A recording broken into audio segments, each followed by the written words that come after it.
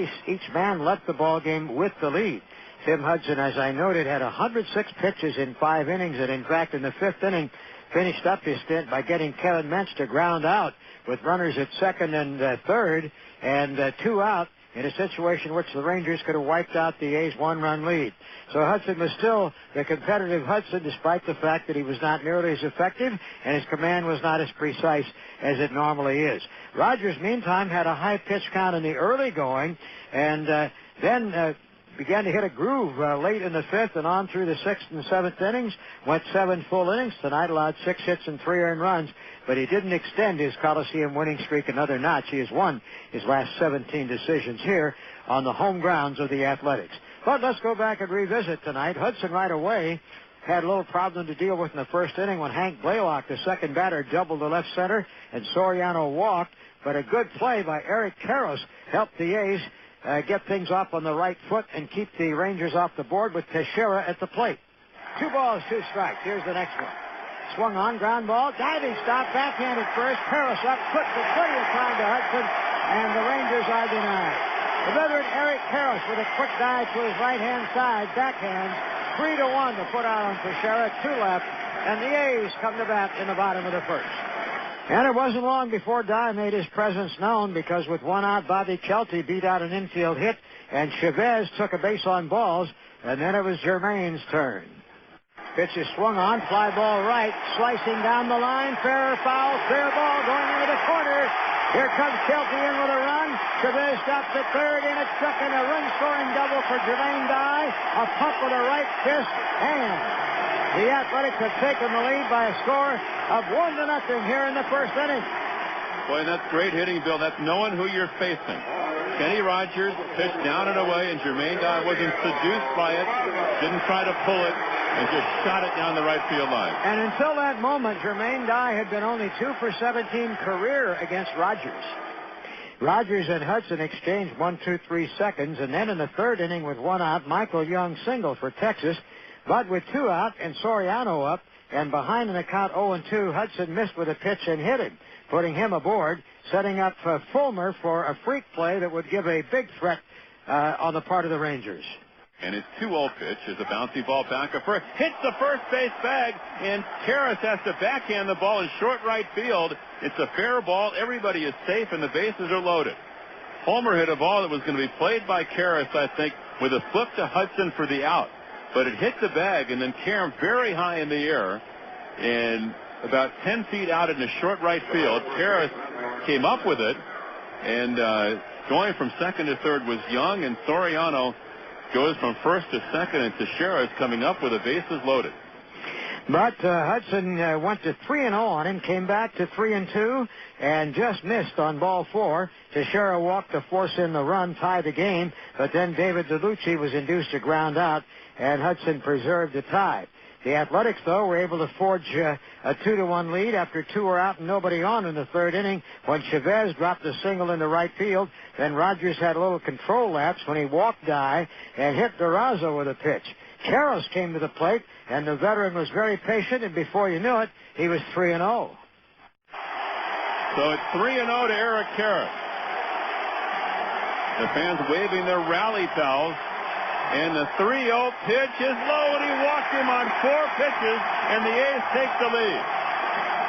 Chavez scores from third. Dye goes to third. Durazo goes to second. And that's how Eric Karros gets his first RBI wearing the green and gold. In the top of the 4th inning, Lance Nix, the young center fielder, doubled with 1 out for Texas, went to third on a passed ball.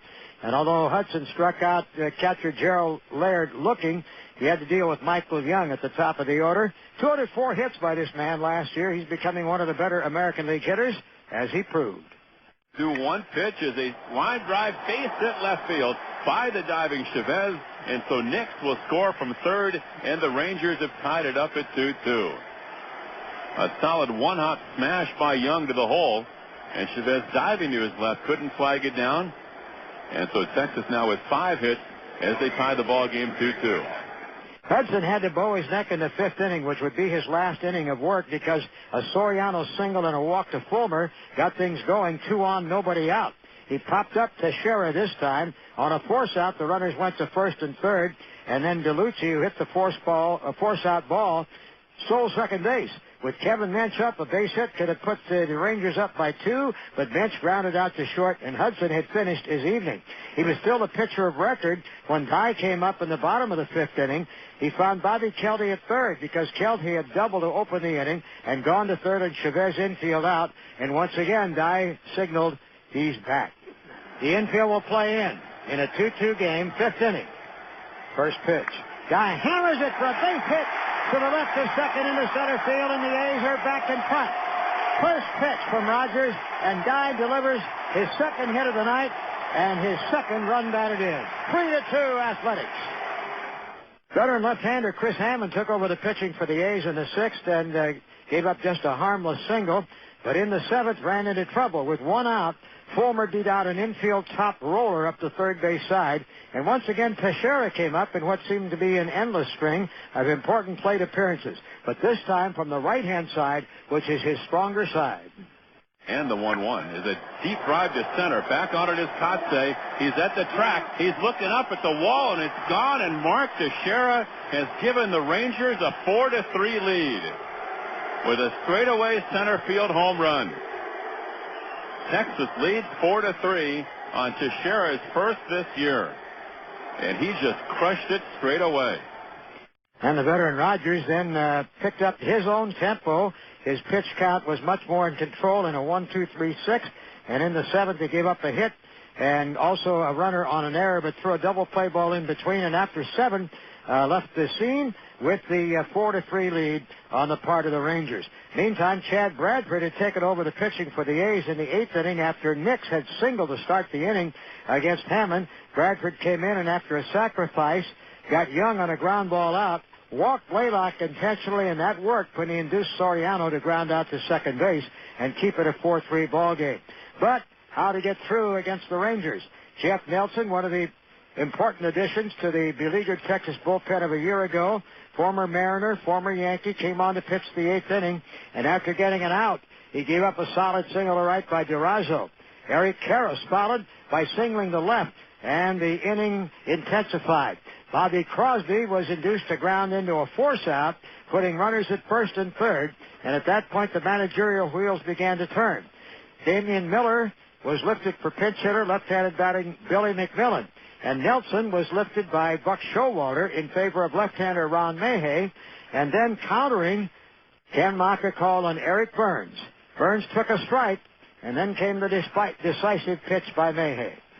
Durazo is at third for the Athletics. At first base is Bobby Crosby. The outfield plays Burns to pull. Mayhay at the belt. Steele, here's the pitch. Drive down the left field line in the corner, headed to the wall, and that will go to the wall.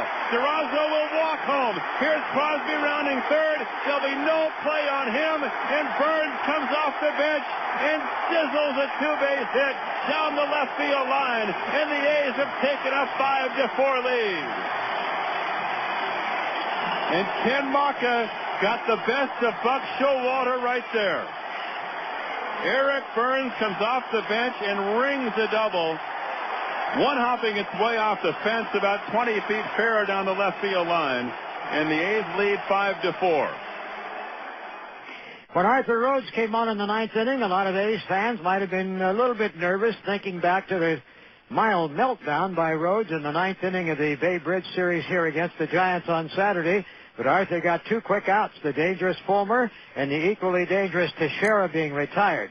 Pinch hitter Herbert Perry, though, looped a single into right field, preserving the hope of the Rangers, putting the tying run at first base and bringing up Kevin Mench.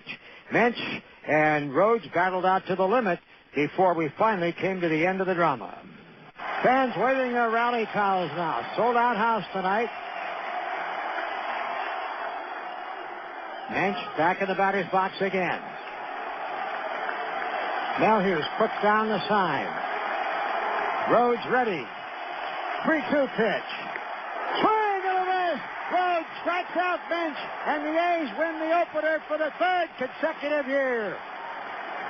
And a very pumped up Arthur Rhodes. High five by Adam Melhuse, his battery mate, The Rangers' tying run is stranded at first base, and the Athletics come up winners tonight on Eric Burns' 2-run 8th inning pinch hit double.